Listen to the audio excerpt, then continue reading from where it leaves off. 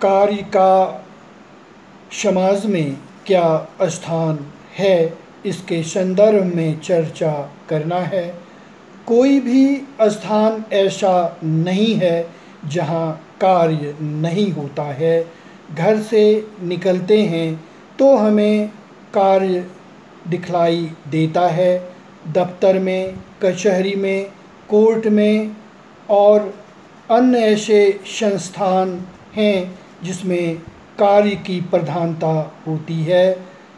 बड़े बड़े उद्योग धंधों में कार्य की प्रधानता होती है और मनुष्य अगर कार्य नहीं करेगा तो उसका विकास नहीं हो सकता है, क्योंकि कार्य हमें आजीविका प्रदान करती है, जिसके कारण हमें आर्थिक लाभ मिलता है। और जब आर्थिक लाभ मिलता है तो हम अपने परिवार को सही सलामत रख सकते हैं। उसके विकास के लिए कार्य की भूमिका होती है। मनुष्य कार्य कर धन संचय करता है, जिसके द्वारा वह रोटी, कपड़ा और मकान की ओर अग्रसर होता है।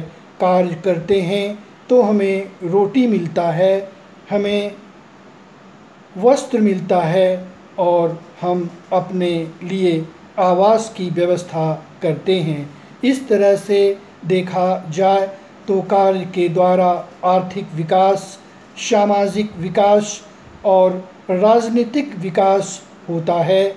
जैसा कि कहा गया है कि कार्य ही हमें उस और अग्रसर करती है जिससे हमें सामाजिक प्रतिष्ठा मिलती है, और सामाजिक प्रतिष्ठा मिलने के कारण हम आगे की ओर बढ़ते हैं।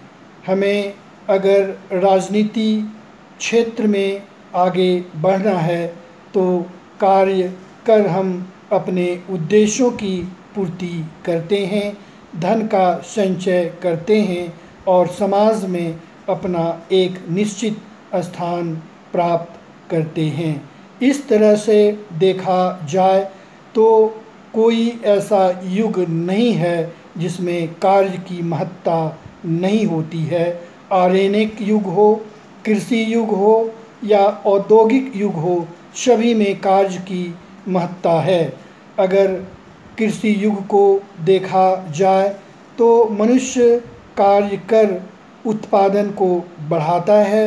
अगर औद्योगिक युग देखा जाए तो श्रमिक कार्य करता है, जिससे उत्पादन में वृद्धि होती है, और जब उत्पादन में वृद्धि होती है तो हम उस वस्तु को विनिमय करते हैं, जिससे हमें मुद्रा की प्राप्ति होती है, और मुद्रा की प्राप्ति होने से प्रति व्यक्ति आय में बढ़ोतरी होती है और इस तरह से देश का आर्थिक विकास होता है।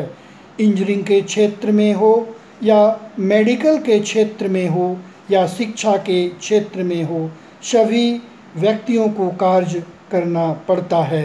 इंजीनियरिंग के क्षेत्र में देखा जाए तो बड़े बड़े बांध कार्य के द्वारा ही संभव है। मेडिकल क्षेत्र में देखा जाए तो आज हम कार्य के द्वारा ही हम नए नए आविष्कार करते हैं, और दिन रात लैब में बैठकर हम सोचते हैं कि किस तरह से कार्य किया जाए जिससे हमें सफलता मिलेगी। आज वैश्विक महामारी होने के कारण जो मेडिकल साइंसेज में इस तरह की बात चल रही है कि कोरोना को किस तरह से भगाया जाए, आज लोग कार्य कर रहे हैं। देखा जाए तो शिक्षा के क्षेत्र में आज शिक्षक कार्य करते हैं, बच्चों को शिक्षा देते हैं, और जिससे विद्यार्थी एक सुयोग्य नागरिक बनेगा।